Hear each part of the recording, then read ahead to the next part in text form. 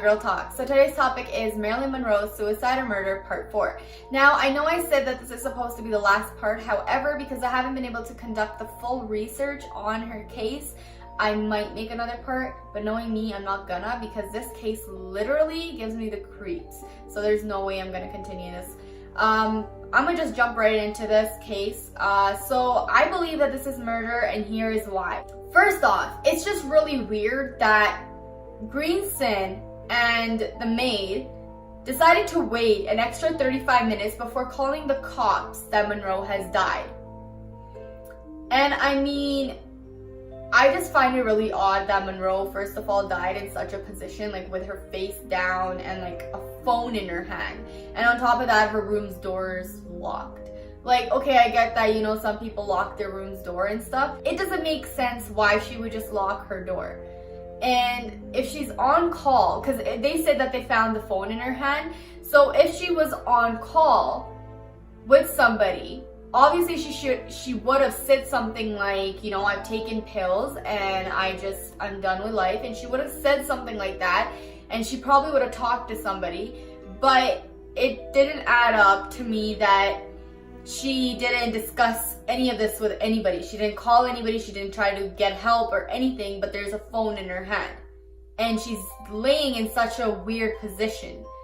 And to me, it's just really odd. Another thing is that Noguchi and Miner, when they did the autopsy, they said that they found some discoloration on the left side of her face, and there was more on her right side of the face. Now, they said that they believe, especially Miner, he says that he believes that Monroe's body had been moved.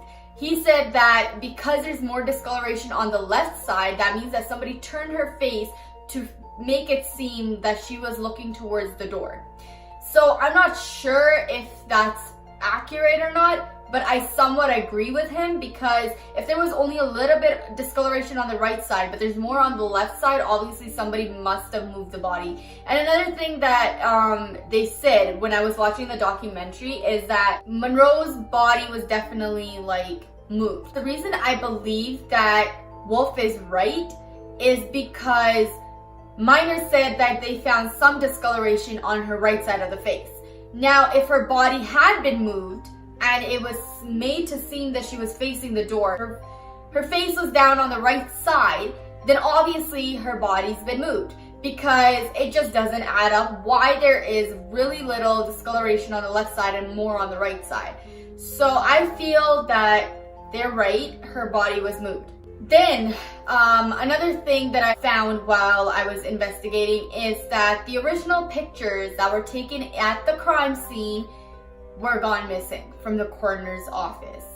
And I just find that highly, highly suspicious. Firstly, the coroner's office was the one who decided not to give the proper details about Monroe's death. They decided that she died at 3:30 in the morning, when originally she had died around 8 to 10 p.m. So the coroner's office hid the fact around what time she died. Then there's the microscopics that had gone missing from the coroner's office.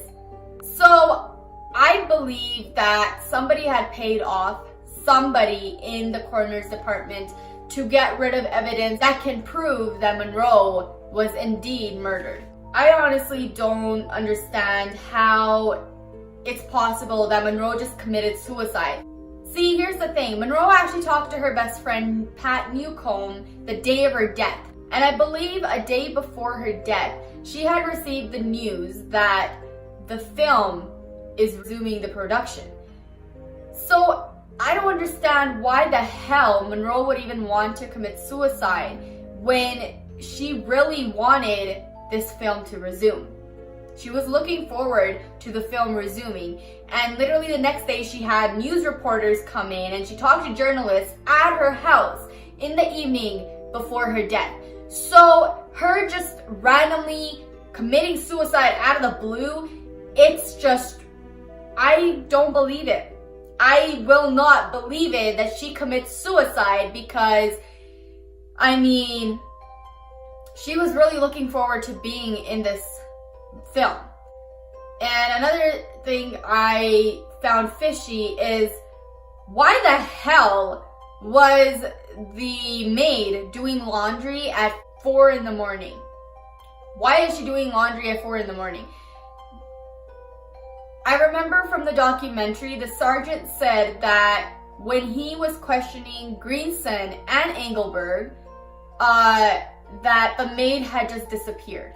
And when he went to look for her, he found her in the laundry room doing laundry. And that's really strange. Like, why would you be doing laundry at such a time?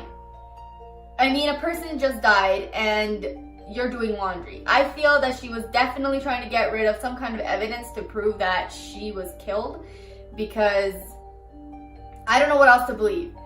Okay, so this is my theory. I know that there's a lot of other theories going around, but this is literally my theory of how she was murdered. And maybe it might make sense to you guys, it might not, but to me it makes sense. I feel that the producers were the ones who killed Monroe, and the reason that they would have done that is because Monroe took a 2-week sick leave, and she had a note and she gave it to the producer saying that, you know, she has to take sick leave because she's not feeling well and she's really depressed and she needs to figure herself out and stuff. And of course the producer was pretty pissed about that, and he ended up shutting down the production. And after that, I feel like he got agitated that he couldn't make the film anymore or whatever. So he called up Monroe's doctor and her maid and asked them to help out with killing her. I think that Greenson and the maid had something to do with Monroe's murder. Now, I don't know why I feel that, but it's just, to me, it's really crystal clear about why they would do something. I mean, obviously they were paid off, and like Monroe taking Nembutal was something like out of the blue. Because Monroe's original sleeping pill wasn't Nembutal. It was another name, I can't remember right now, but her taking Nembutal was just not ordinary. It was literally out of the ordinary. I feel that Greenson prescribed her Nembutal, saying that she needs to go on a higher dosage of sleeping pills and stuff. And of course, she followed the doctor's instructions because she would. And so she usually takes like 3 to 4 of the sleeping pills to help her fall asleep. And so, as usual, she probably took 3 to 4.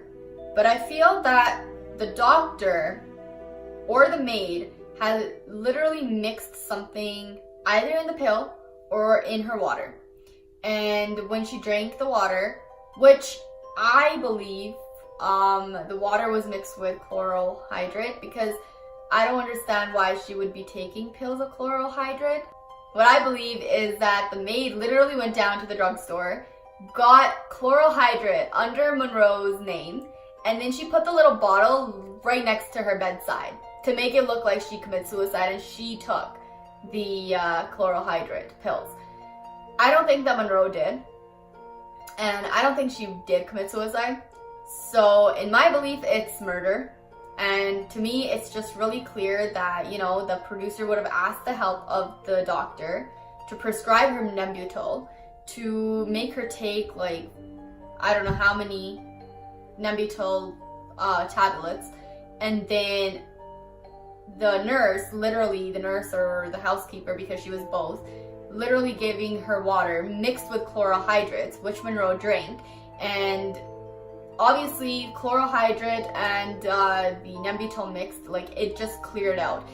Because in the documentary that I was watching, the scientists literally did a little experiment to show how quick the pills dissolve.